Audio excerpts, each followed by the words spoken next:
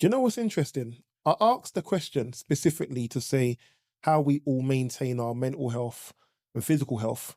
Not one answer said anything about going to the doctors. Not one answer said, you know what, if I'm not feeling 100%, I'll go to the doctors. And the reason why I asked that question is because studies have shown that 45% of women compared to 33.5% of men go to the doctors when they're not feeling well. Well, that could be mental health or physical health. The numbers actually drop down more when you're dealing with black men. So it's interesting in all the answers. And I was thinking maybe one of you would have said, you know what, if I'm not feeling 100%, I'll go doctors or whatever, get myself checked up. But you touched on something as well, Citrus, where you was talking about, funny enough, you was talking about like gum disease and stuff. But things like regular checkups, men, and I'll say, I don't want to make it be a matter of ethnicity, but men generally don't really follow up with checkups. Like we're all over the age of 40 here. How many of us have had our, as you should do at 40 or 45, whatever the age may be, how many have had our prostates checked regularly to ensure we don't have, especially considering the background we all come from? That's something that's quite prevalent in our communities. But it's just interesting. It was just interesting answering all of that. Not one of us said, you know what? Because there's a few podcasts ago, right? And we sat there and we said, what's up? If you're sick, what's the first thing you do? And everybody near enough in the room said, I call my mum. And it's the first thing we do. And to be honest with you, it's probably still the same. And now our parents are probably all the same. They're not telling us to go to the doctors. Do you know? When you was a child, sorry, just go on. So that's a really good point Buddy made. However, I'm proud to say, when you asked me the question about my mental health, and I said 70, I think I said, and I know that's not me. I know that there are, like me normally, if on a bad day I'm 90, do you get what I mean? But I recognize that I'm not sleeping properly. Like things are bothering me. Like when you know, I don't know if any of you have this ADHD brain, sometimes you just space out. And when I'm spacing out, there are intrusive thoughts coming in. Like, this isn't right. So I signed up with a therapist. I had my first session last Tuesday. And it was weird. Do you know, shout goes out to Andy anyway. I'm going to send him the link. It was really weird. And we just had a conversation. It felt like I was talking to one of you guys, but this guy just knows nothing about me. Do you get what I mean? And when you say things like, would you go to the doctors? I recognize within myself that I'm not where I need to be. Like, I'm procrastinating over things. I'm not necessarily having the same drive that I normally have. I'm normally a, let's go. And when I'm not feeling like that, I'm like, I need to do something about it. And then that's what I've done. So that's the step that I've taken to say, well, I'm recognizing that I booked 6 sessions. So I said, I've recognized that this isn't quite right. Let me just have a conversation with someone impartial, get their professional views, and then take a point from there. I'll tell you what's weird. When I was a child, going to the doctors in my household was actually quite a regular thing. If you caught a cold, we're going to go to the doctors. That's straight. If you're serious, it was, and I don't know if it, because my dad at the time, he had epilepsy. So he would regularly, it was a regular going to the doctors. So I know my doctors, I've had the same doctor's practice since I was born. But I know that since I got to probably my mid-20s, that's completely like tailed off. So I don't do regular checkups like I should do, especially when you get to a certain age. You're meant to have regular checkups, not just for the common things, but for the uncommon things. There are things you're meant to have I don't know if it's yearly or bi-yearly. Yeah, but part of it with me is, and this sounds quite stupid, I don't feel I'm that old that I should be doing that. I look at that as an old man thing. Right, Yeah. okay. But it's weird, but I really should be doing that. And I'm wondering if that's our general mindset, that we look at it, that's not for us, that's like an old man thing. They need to go and get checked up or whatever. You know what it is? I can't say that I would, any ailment, I'll go to the doctor. I don't know if I would, if my mental health dropped, I would go to a doctor. But I do the health check thing. So, and I would say, like, the last one I did was probably about 18 months ago. So I'm due one now. And that was to do your blood pressure, blood sugar, check for diabetes, cholesterol. Check for diabetes more so because that runs in my family. Cholesterol, and there was something else. Did it do your prostate as well? No. There was something else that he checked for. But anyway, so I do that. That's more because of my mum, because my mum is a health practitioner. So she's like, you have to do this. She's on me. You have to do this. But the reason why I wouldn't necessarily go to a doctor for mental health, and I could be totally wrong. It could just be in my mind. But I've dealt with a lot of people in my profession that have gone to the doctors in regards to mental health, and they're prescribed X, Y, and Z. And the X, Y, and Z, when you look at what it does, it's almost it worsens. Not worsens. Or numbs it. It suppresses it. Yeah. So then you keep going back for that fix. I'm not saying it's akin to a Class A drug, but it's like I can't even remember the name. If I don't have my meds, I'm gonna be like this. Is it? I can't. They call it. Is it uppers or something that keeps you up here? And if you don't take it, then your mental stuff goes down. So you end up now becoming addicted to being on these painkillers or whatever it might. Like Michael Jackson with his painkillers addiction, he had a lot of these people that was taking like opioids.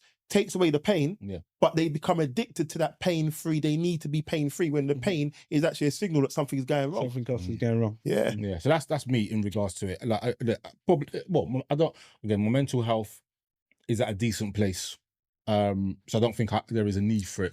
But I think there are other mechanisms you can use before you go to the doctor. So, Rain, services. I'm gonna have to challenge you back.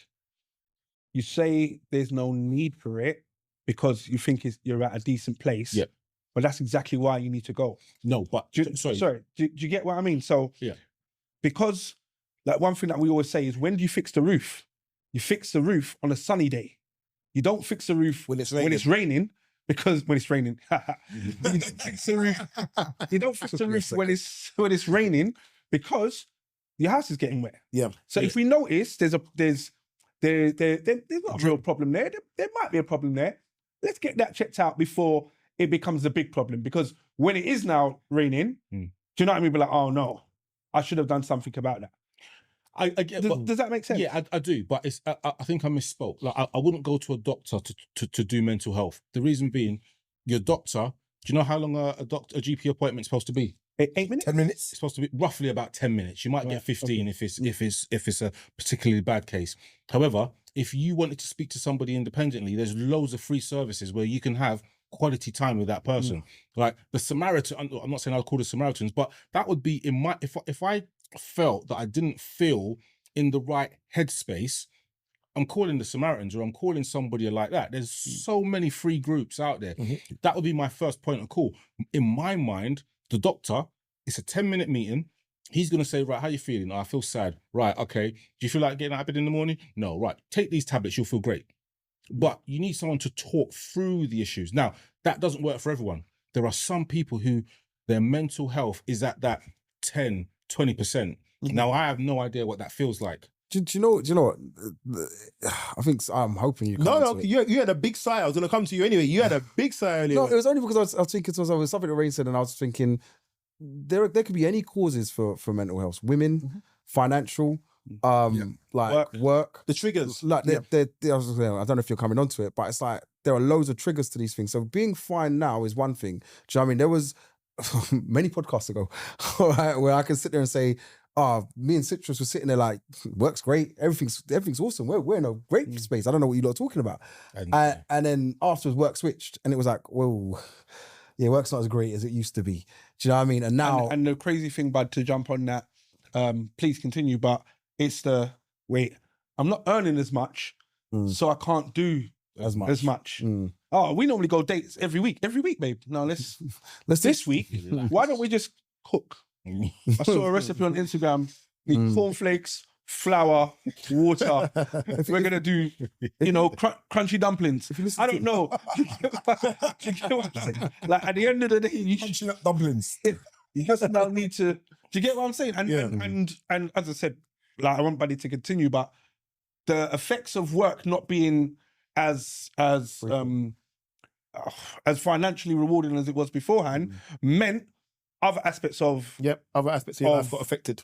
Of our life got affected, which also then affected relationships. Cascade, isn't it? Yeah, and avalanche effect. And when you don't see the impact of what's happening, and then the wrong person says, "Do you want to come out to the event next week? It's £250 a ticket."